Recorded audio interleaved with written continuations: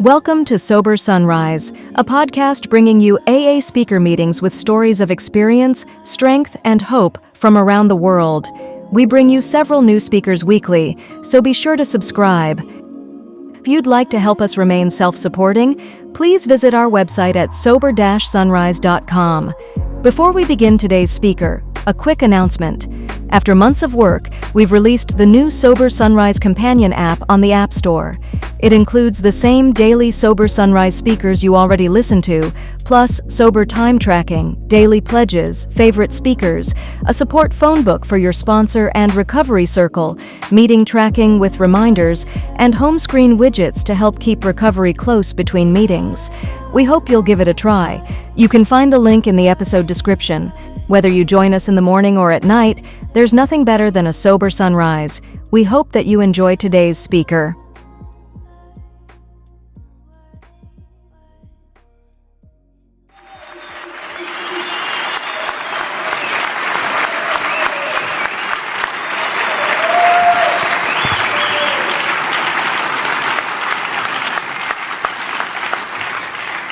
Hello, my name is Norma, and I'm a real alcoholic. And I want to say first that I love our fellowship because it is a fellowship of the Spirit. And there is more than one fellowship of the Spirit among us. And if you don't mind, if you're a member of the family of Al-Anon group, would you please stand that we might acknowledge you? Al-Anon.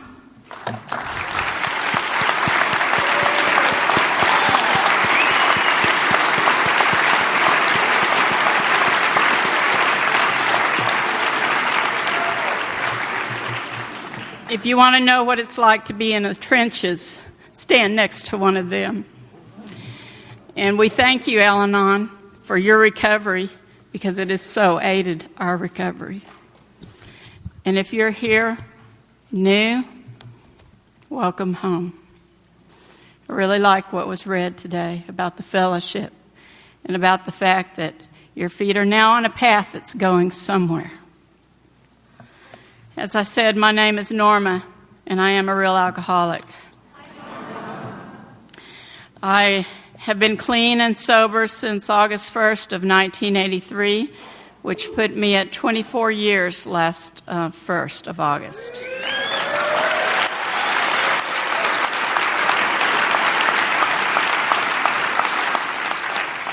The Big Book says to tell what I was like, what happened, and what I'm like now. What I was like, well, I wrote a song. Being a songwriter, I am in Austin, Texas, after all. Reflective of my life experiences, and this is how it goes. The beer has turned to wine. The wine has turned to gin. My laughter turns to sighs. The good times, the good friends are memories. And all that's left to understand is the glass in my hand. My life story was very predictable. Anybody could have written it. I was a young girl, searching, frequenting the 6th Street bars in Austin, depressed, at times suicidal, in and out of relationships with men of questionable character.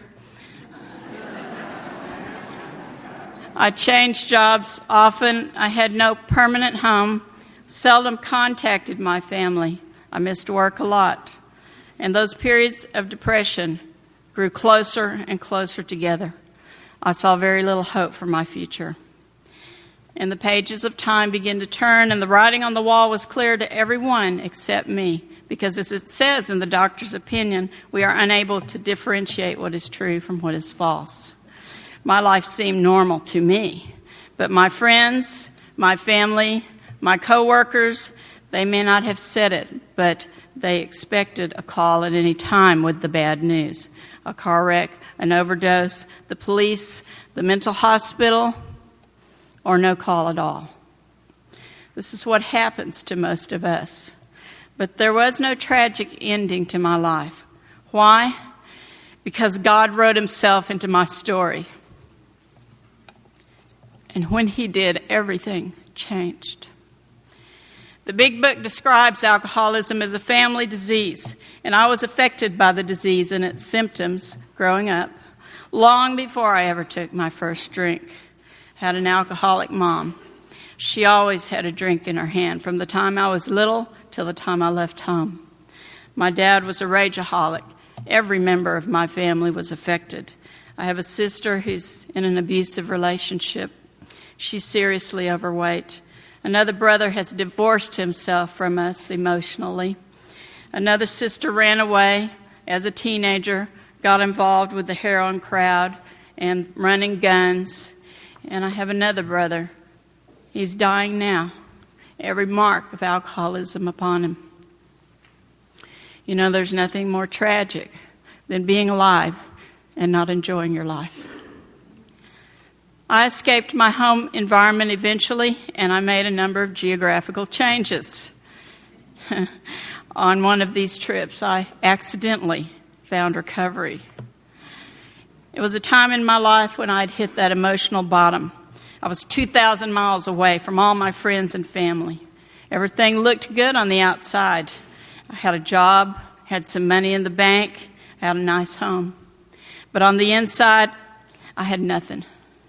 When I looked in the mirror, loneliness and despair stared back. And during this time, I found a bottle of pills, fully intending to kill myself. I was sick and tired of being sick and tired. But someone found me, and they rescued me. And after that, I just went through the motions. Working, eating, sleeping, but I wasn't really alive. And it was right after this that I met a girl in a bar. It was New Year's Eve. She wasn't drinking. And she told me her story. And it really affected me because you know what happens after you hear it? You begin to question yourself. I could no longer drink without thinking about why. And so I found an old low-bottom drunk club in Richmond, Virginia, and I became a member of AA. And that incredible journey of recovery began. But while I let go of the booze and the tequila, I still held on to some very sick ways of living. I married my first husband during this time, and I didn't recognize him as an alcoholic or an addict or an abuser. But he knew a victim when he saw one. Looking back, I realized I had married a man who loved to build himself up by tearing others down. And he thought being an alcoholic, a sober alcoholic in recovery, was okay. But he thought marijuana was a medicinal herb and I needed to mellow out. And so every night he offered me some.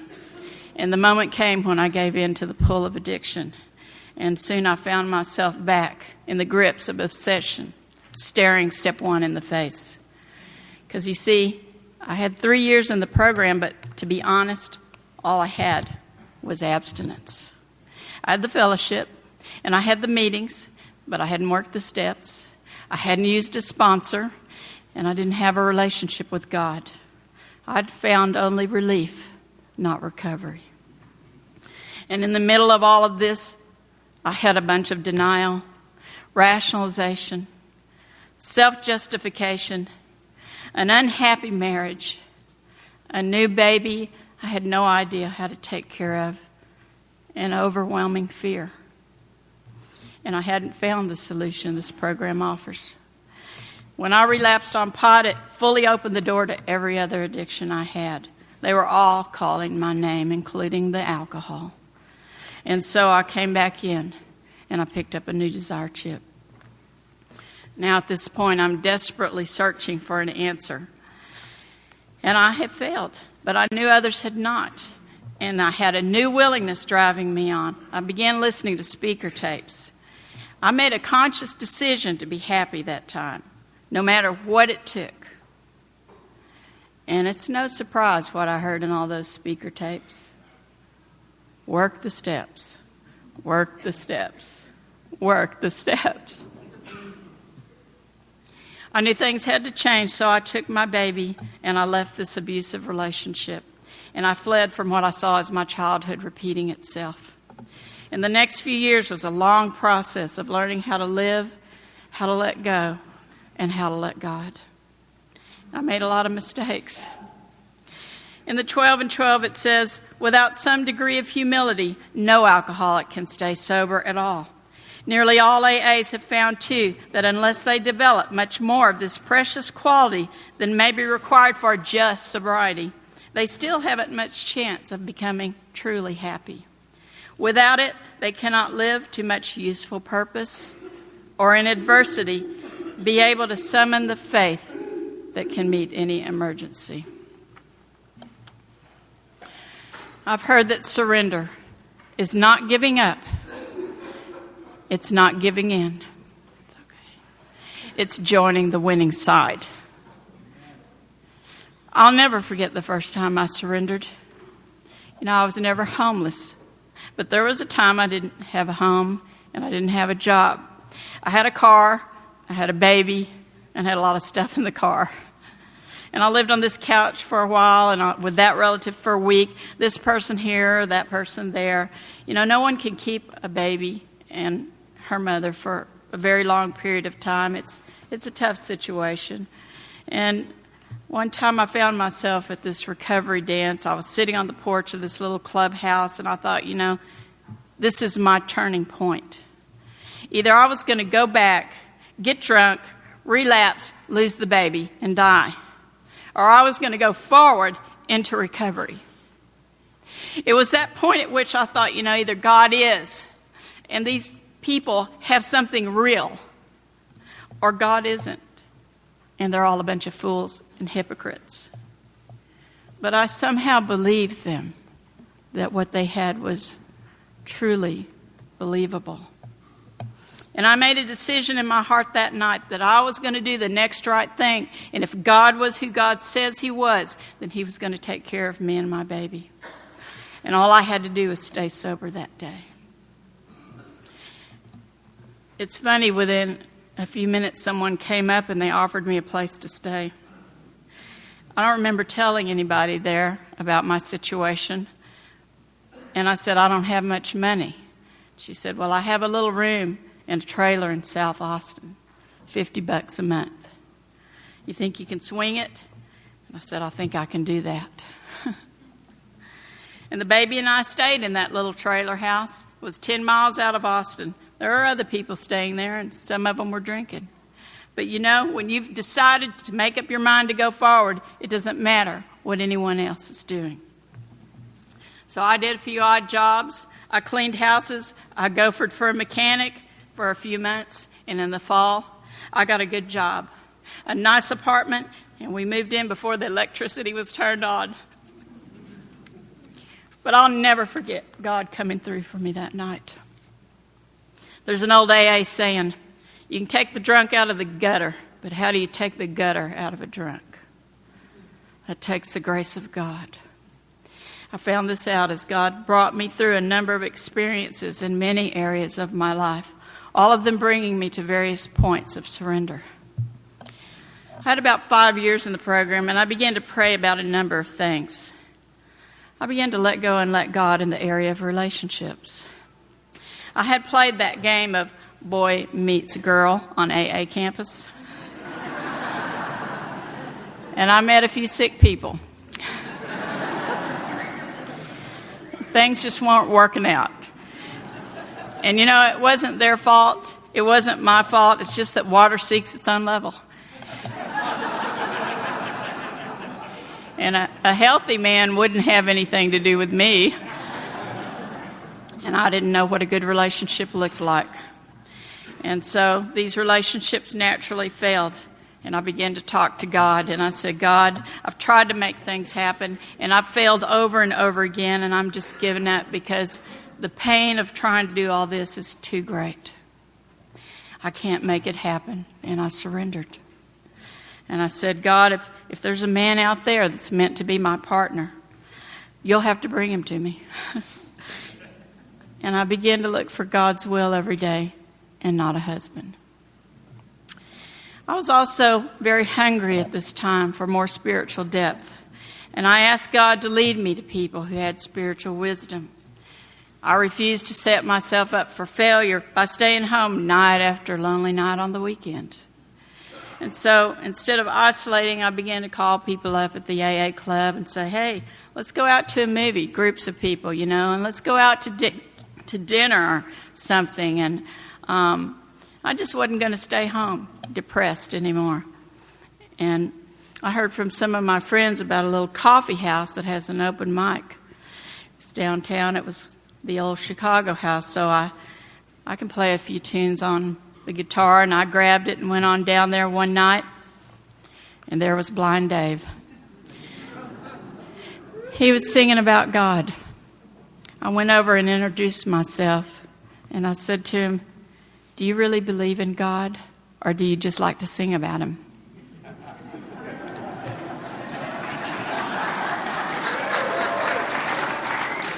Dave said, oh, I believe. And we began a friendship, and 2 years later, we married. I met him on my birthday. My husband, Dave, is a man who was born blind, but he has incredible insight and a fire to carry the vision of God's will wherever he goes. His compassion and wisdom and faith have brought me and many others something that the big book calls is something better than gold. And God's purpose between us has produced something I can only describe as a supernatural experience in our marriage. We are celebrating now together 18 years of marriage.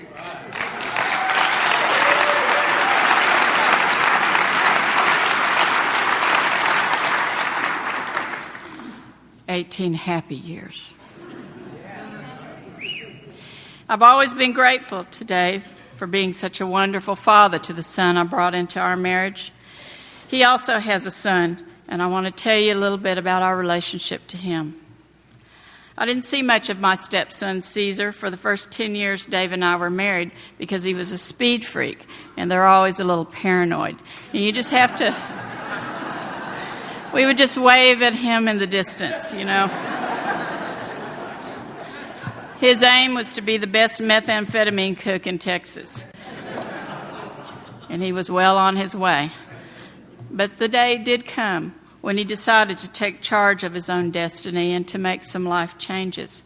And of course, we were happy to participate. But he was unsuccessful because he could not recognize the problem of addiction in his life. And he needed more than we could give. And family members can never help other family members recover. We don't have the objectivity we need. We're too close to the situation. So there began that long, painful journey of letting go. And that addiction caused a lot of damage in our family. There was crises, there was late-night phone calls, legal problems, many interruptions to our life, and many visits to jail. The last one had cost him 3 years of his young life. When Caesar went to jail one summer, I was still angry. I knew these resentments were wrong, and they were fear-based, and they would interfere in both my relationship with this stepson and in my marriage.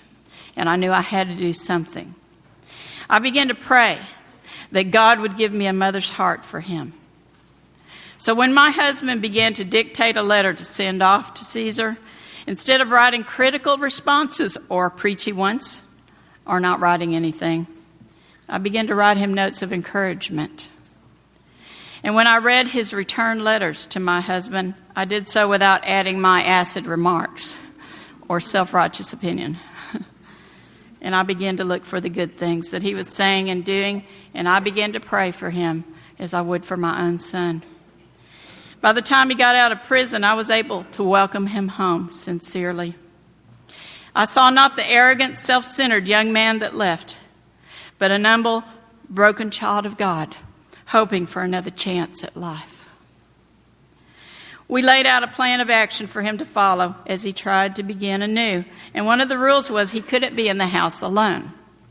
If we left, he left with us. And as it happened, the first several weeks, both I and my husband were speaking at AA clubs all around Texas.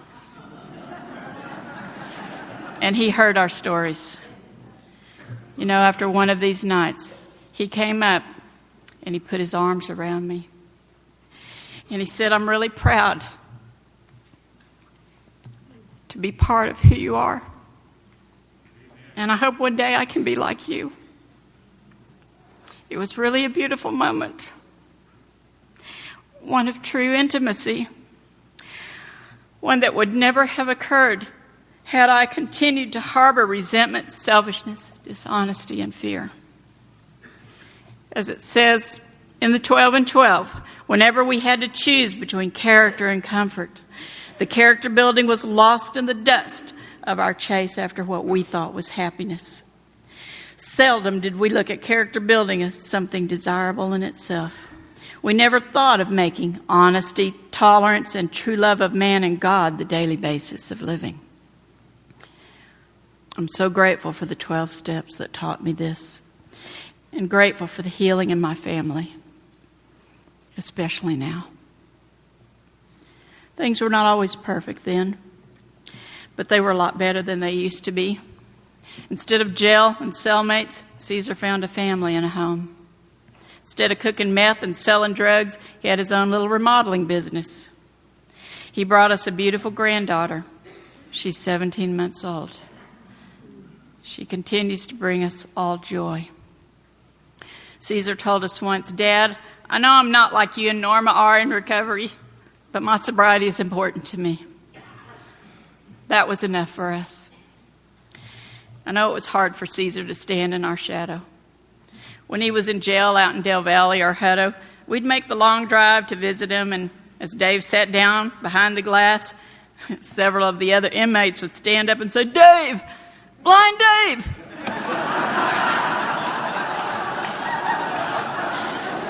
"What are you doing here, man?" And he'd say, "I'm here to visit my son." And they'd turn around and stare at Caesar and they'd say, "Blind Dave is your dad?"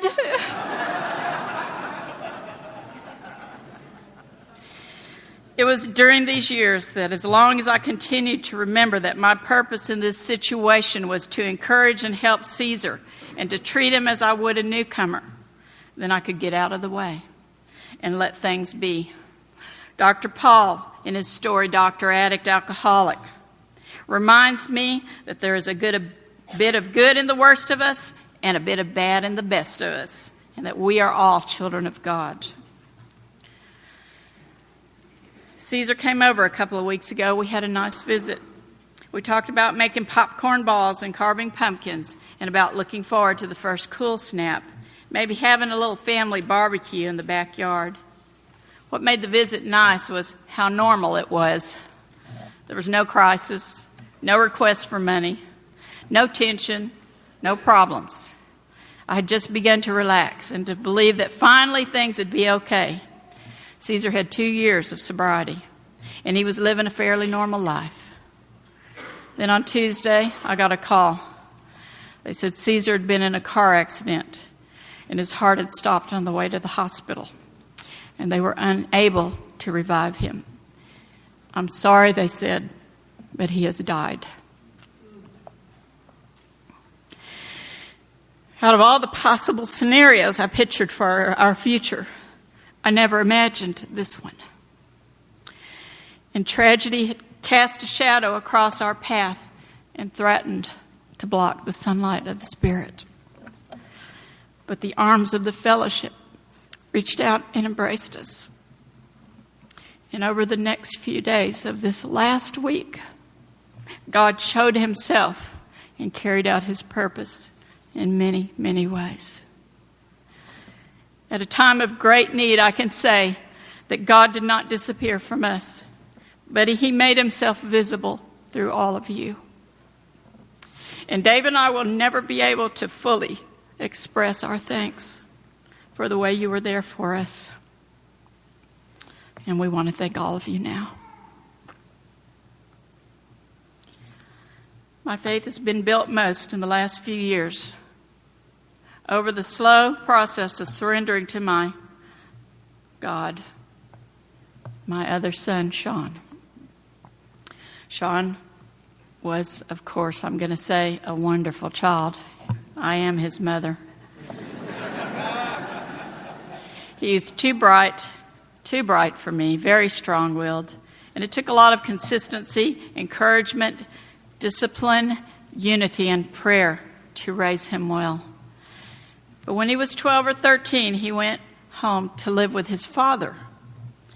And of course, I had a lot of fear over that. This is the ex-husband who was still very unforgiving and bitter. So Sean and I had a very on and off relationship, and it was very challenging for me to stick to my convictions and risk the loss of his love and affection. Sometimes he would call, he'd be rude on the phone. I would take a stand and say, Sean, this isn't acceptable in our house. He would hang up. It might be 6 months before I heard from him again. I wasn't willing to let go of my principles out of fear. So it was touch and go during these years. I really wanted to be there to make sure he was brushing his teeth and doing his homework and hanging out with the right friends. But proximity guarantees us nothing anyway, does it? Then when Sean was 16, he stepped off a bus, ran out in front of a car, and he got hit. Breckenridge Hospital called. They said he has a head injury. They had found a librarian card in his pocket, and they had traced him back to me. We left for the hospital immediately, Dave and I did, and he was still bloody and unconscious on the gurney. Dave and I prayed over him before they rolled him into ICU. I wanted to stay with him for 24 hours a day to help him until he got better, till he could sit up, till he could eat again. I learned I could pray for 24 hours a day. I didn't eat. I couldn't sleep. Prayer was my mainstay. My fear was almost overwhelming. Because you see, doctors, they can't tell you when someone's head injured how it's going to turn out. They don't know. They can't tell you from one day to the next what's going to happen. And I was facing powerlessness like I had never experienced it before. Is he going to live or die? And if he lives, what's he going to turn out to be like? Is he going to come back with everything, or will he be a vegetable? Modern science can only go so far. The rest of the way is in God's hands. Dave continued to encourage me, saying, Norma, God will be with us no matter what happens. And somewhere in the middle of it, we'll find a gift. Sean was in ICU for 12 days. One day his father showed up, demanding that I leave, saying Sean didn't want me there. He told me to get out. Now imagine this picture. Your son has a head injury. He's not out of ICU. He's not even conscious or able to talk. And the ex-husband wants his own mother to leave. No one could believe this. I went to the head nurse into our office, and we sat together, poring over every legal document I could dig up.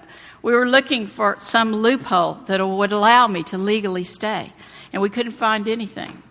When Sean's father took custody, I didn't realize how it was going to affect my legal rights. I was allowed visitation, but nothing really covered this situation. So the nurse left saying, there's really nothing I can do. So I'm sitting in the office alone with everything I'd scraped together. The divorce papers, the child custody documents. I did the only thing I knew to do. I got down on my knees and I prayed. And I said, God, I cannot imagine why you would not want me to be at my son's side at this time of my life. But if it is your will, then I accept it. And perhaps one day I'll know why. And I picked myself up and I left, not knowing if I'd ever see my son alive again. The next day I got a call from the head nurse. She said she wanted me to attend a meeting and we were going to work things out. So I showed up and we went to this room that had this long, polished walnut table. There were about 15 people there. There was the head nurse, my ex-husband, the at-risk nurse, the social workers, the bouncers, I didn't even know who all was there. We were going to work it out. You ever try to work something out with your ex-husband? Sean is still in ICU. And I'm so worried about him. I haven't slept. I'm a shell of a person. My ex is spouting off lies. I'm doing what I can to defend myself, but it's my word against his, and this is all just going nowhere, and I really just have nothing left. And then something happened that later I saw as miraculous. One of the young nurses that was caring for Sean quietly spoke up. She said, "Sir, did you know that when his mother is with him, his vital signs begin to perk up on the monitor?" He said, "No, I didn't know that."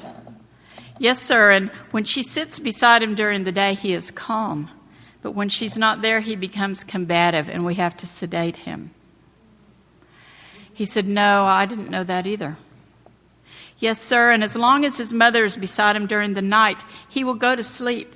But when she leaves, he tries to get up and follow her. And we have to tie him to the bed to keep him from falling down and re-injuring himself." He said, "No, I didn't know any of that. Well, I don't want my son drugged and tied up. I guess she can stay." When things were looking so dark, what caused this sudden turn of events? What made this bitter man change his mind? Who had the power that day? It wasn't Brackenridge. It wasn't the head nurse. It wasn't the state of Texas. It wasn't my ex-husband. And it wasn't me. No one here can convince me otherwise. It was the power of God. Sean fully recovered. Well, he has a limp that excludes him from the military.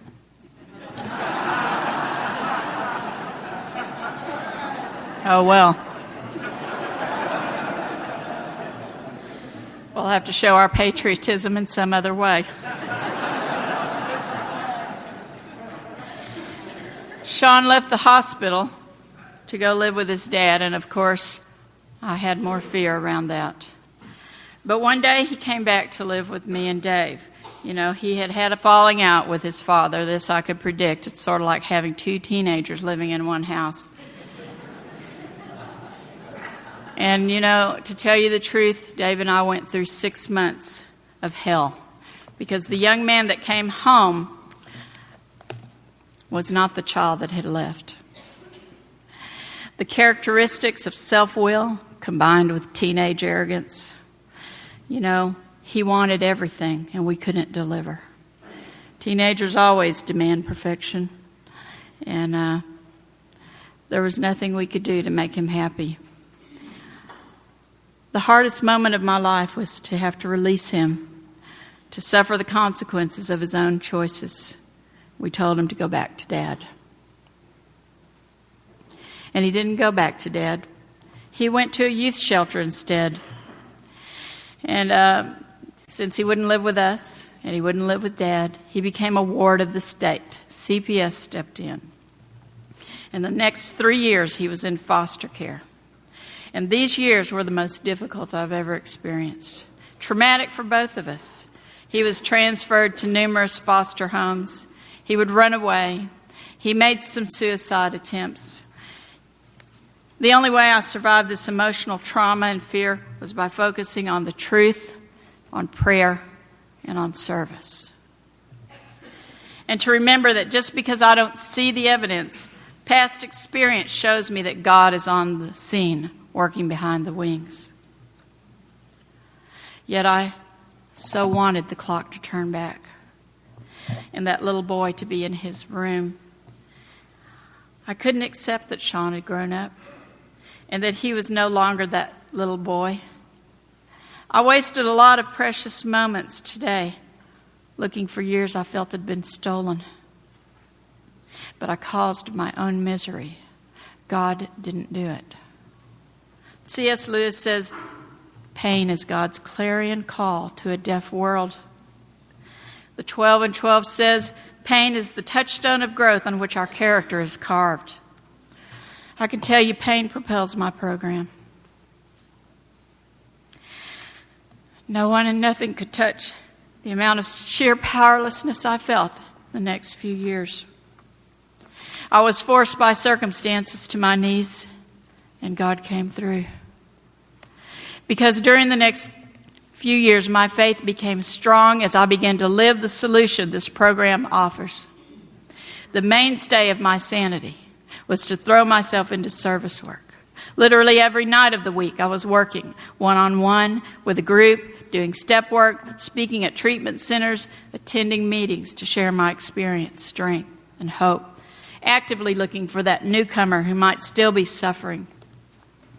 I remember one Christmas, I was trying to be very brave, but it was difficult. Another Christmas without my son. But I thought, well, for Dave, I need to try to have a Merry Christmas. I was sitting there wiping the tears off of my face, and the phone rings. One of my girls called. We talked for 30 minutes. And I hung up the phone, and I thought, my life ain't so bad.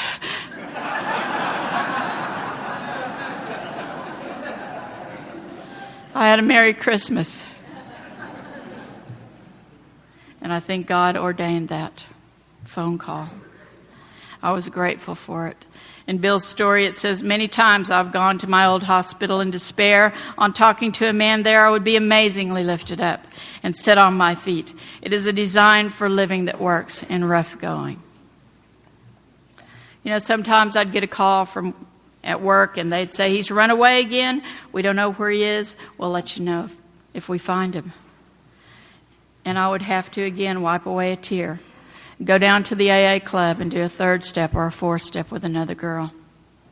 I'm not sure what they got out of it, but I always got what I needed that day. I refused to sink into worry, remorse, or morbid reflection. I focused on the present. I envisioned the good, and I prayed for other teenagers. And I think I helped a few. During this time when I had so much uncertainty, so much fear, and such great despair, I felt like I was the one who God carried when there was just one set of footsteps in the sand. I was experiencing the kind of faith that works under all circumstances. And I lived and breathed the third step every day, not with resignation, but with strength. This was a time when I found I wasn't carrying the message. The message was carrying me into a place of comfort and conviction that I needed to live just that day. And through all of this, God transformed me. I remember the day I finally and fully surrendered my son. I wrote about it in my journal. You see, another letter had come in the mail that Mother's Day, marked return to sender in his handwriting. And I finally broke. I stopped giving him the power to hurt me. And this is what I wrote. I realize how much I have continued struggling to make something happen between me and my son, and how the failure of each effort has further depressed me and pushed me into despair. How even when I've shouted, oh, I have great faith that God will restore my son to me, I was still whistling in the dark, pretending happiness, but still afraid and doubtful. I realize that for me, my son is my drug of choice. That I am only happy when he is in a relationship with me and unhappy when he's not.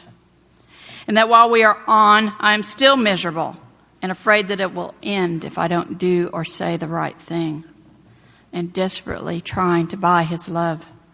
My constant phone calls and emails are acts of desperation, that he may even at times manipulate me because he knows my fear will drive me to do almost anything.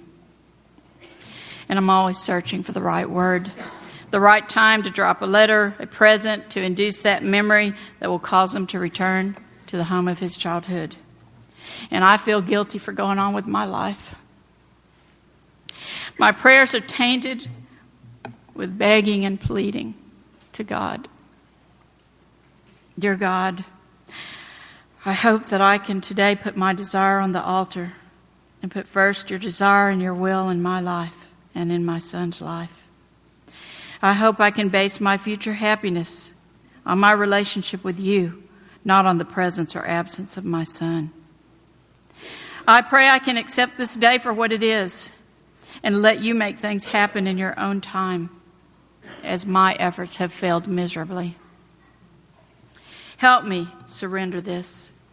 Give me strength and peace no matter what my present circumstances are. Help me to look for your will today and not my son. And help me to be more grateful for the rich, beautiful life I have and for each person in it. Amen. You know, never again did I return to that level of despair. I cried out in anguish, and God answered me with freedom. Faith isn't really faith until it's all you've got left to hang on to. If my response to anguish had been to sit at the door of God's purpose and enter the slow death of self-pity, I would not be who I am today. Because pain without purpose is just pain. The uncertainties and the impossibilities of my life without God is a purely human experience. But when I invite God in and learn whatever it is I'm supposed to learn, I turn in faith toward His loving care, and then God will assign a purpose to that pain, using it for a higher good in my life and in the lives of others. When all I have is my misery and fear against life's impossibilities, I'm left with nothing but depression and despair.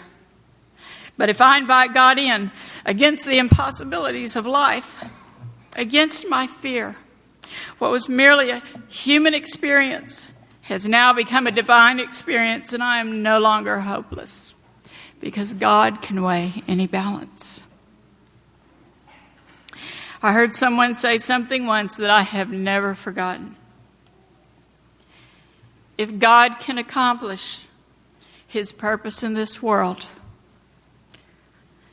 through a broken heart, then I have to thank Him for breaking mine.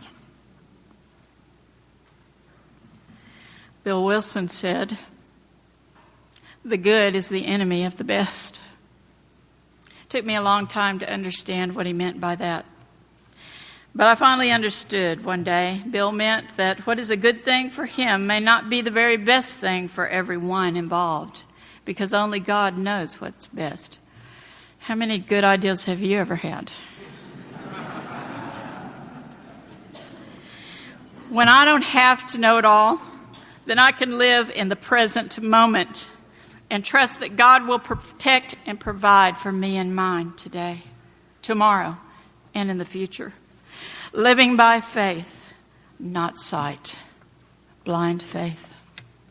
When I can get to this place in my heart and mind, it is a place beyond acceptance of life's uncertainties, beyond surrendering.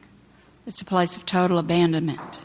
Abandonment of all of me, all I have, all I am, and all I know. My husband calls it free falling into the grace of God. Can I let go of all I wish to happen in my life for what God wants to happen instead? In believing this, can I understand that if it is God's will, it is better than anything I can possibly dream up? The Big Book says this, that when we look back, we realize that the things which came to us when we put ourselves in God's hands were better than anything that we could have planned. Follow the dictates of a higher power, and you will presently live in a new and wonderful world, no matter what your present circumstances. If I can accept joy in life, can I not accept sorrow too? The answer is yes, because you see, God, and only God, can turn what was meant for bad into something good. So what if things don't turn out the way I hope? Then I truly believe that because of God's will fully operating in my life, I will still have purpose, power, and peace. That my happiness can never be dependent on something or someone outside of me, but only on my relationship with the Almighty. What about you? Did you hope to end up here, addicted and afflicted? Perhaps in the long run it is the best thing that has ever happened, because without it you may not have found this road to happy destiny. What God has made crystal clear to me today is that there are no shortcuts to spiritual growth. There is no softer, easier way to the land of enlightenment. God's way is frequently, if not always, the long road home. The Serenity Prayer says that accepting hardship is the pathway to peace. Why?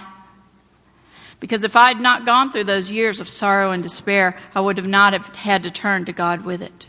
I would not have learned compassion for others who are suffering now. I would not have understood the meaning of true acceptance, the joy and release of surrender. I would not have sought the mind of God through prayer, the heart of God through comforting others, or seen the hand of God as He demonstrates His omnipotence. I would not have come to see that my recovery was not only for my personal peace and happiness, but for yours as well. God could have handed me everything I so desperately desired on a silver platter. I would have been happy. But the loss would have been the depth of an intimate relationship with God. My success today is not based on the absence of problems, but on the presence of power. And now my joy is in the journey. I'm intoxicated with a desire for God. There's not enough money to match the treasure that God has given me through all of this. There are not enough words to say thank you for your prayers, for your tears, for your hugs, for your love. And there's simply never enough time to give back in this life all that has been given to me. St. Augustine said, if we but turn to God, that in itself is a gift. Aren't we all paupers sitting outside the door of God's mercy?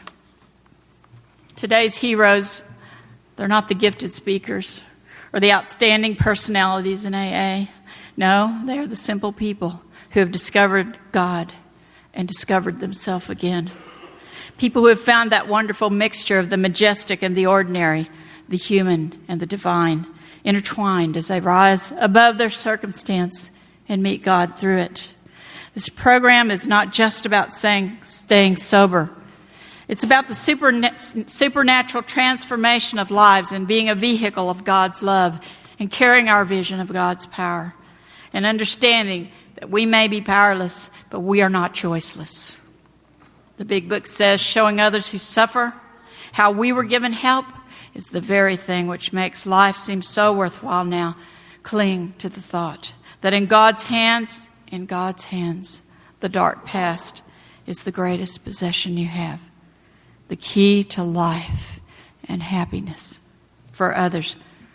With it, you can avert death and misery for them.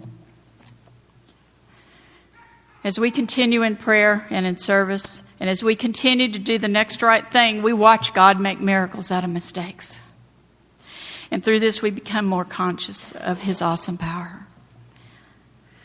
Page 25 says, if you are seriously alcoholic as we were, we believe there's no middle-of-the-road solution. We were in a position of life where life was becoming impossible, and we'd passed into the region from which there is no return through human aid. We had but two alternatives. One, go to the bitter end, blotting out the consciousness of our intolerable situation the best we could, and the other, accept spiritual help. This we did because we honestly wanted to and were willing to make the effort. When, therefore, we were approached by those in whom the problem had been solved, there was nothing left for us but to pick up the simple kit of spiritual tools laid at our feet.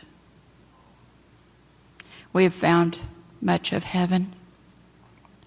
We have been rocketed into a fourth dimension of existence of which we had not even dreamed.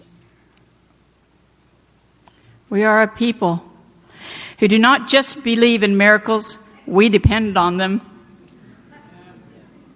And today there are certain things I have come to know and that I will never forget. It is beyond a shadow of a doubt that I can tell you, God hears every prayer. God keeps every promise. And God is always present. He was here for me the day I arrived. He is here for me now, 24 years later. And He is here for you today. I'm deeply grateful to you who have come before me, to you who come after me, and to everyone here today for the greatest treasure we have together, our recovery. Thank you, and may God bless you all.